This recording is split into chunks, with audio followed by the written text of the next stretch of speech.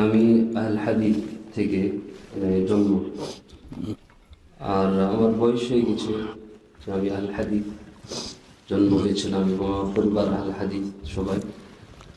কিন্তু দেখলাম কি যে সালাফি আকীদা আছে, সেটা আলহামদুলিল্লাহ অনেক মানুষ সেটা বুঝছেন, কিন্তু দেখছি অনেক মানুষ আমার থেকে দূরে হয়ে যায়। কেন? এই আমার আহল হাদিস থেকে অথবা সালাফি মানহাজ থেকে। তো এটা কি আমার দোষে না তো কি? এটা আমাকে কিছু অ্যাডভাইস দিন।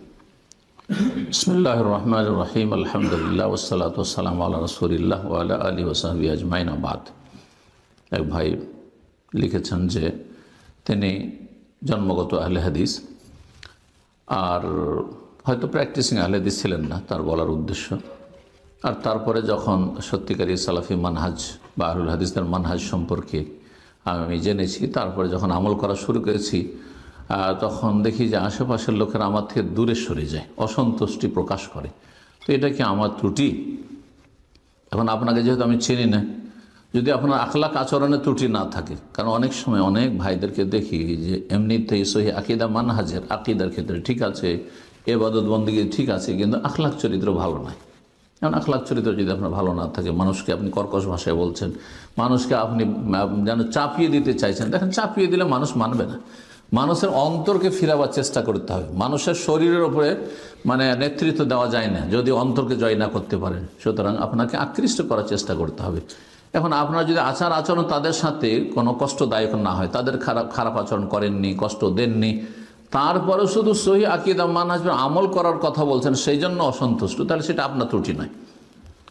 উদাহরণ দিলে এগুলো আমরা ভুক্তভোগী। কিন্তু আমাদের আহলেদের সমাজে অধিকাংশ বাড়ি ঘরে ওইভাবে পর্দা নেই, হেজাব নেই।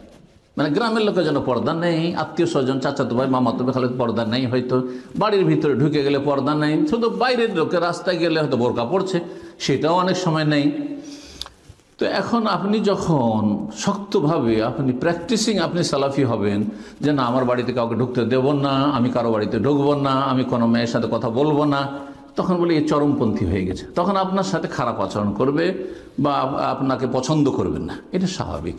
কারণ তাদের প্রচলিত ধর্ম, যদিও তারা জন্মগত আহলে হাদিস, কিন্তু তারা যেহেতু প্রকৃত ধর্মের ওপর নয়, প্রচলিত ধর্মের ওপর, যার ফলে তাদের কষ্ট লাগছে। এটা যদি হয় তাহলে আপনার দোষ না। কিন্তু যদি দেখা যায় যে না, আপনি আপনার দিনের দাওয়াত দিতে গিয়ে খারাপ আচরণ করেছে, যার ফলে মানুষ অসন্তুষ্ট আর আপনার থেকে দূরে সরে যাচ্ছে, তাহলে এটা সংশোধনের প্রয়োজন আছে অবশ্যই। কারণ অনেকেই সালাফি এমন সালাফি হতে গিয়েছেন যে সালাফি হতে গিয়ে প্রান্তিকতায় চলে যাচ্ছেন, দুর্ব্যবহার করা আর সালাম না দেওয়া, একটু তার সাথে মত পার্থক্য হলে সেই জন্য সালাম দেবো না, কোনো কথা নেই এর সাথে, না, এটা সালাফি চরিত্র নয়। জি, এটা বাড়াবাড়ি সালাফিয়াতের নামে এমনটা যেন না হয়। জি।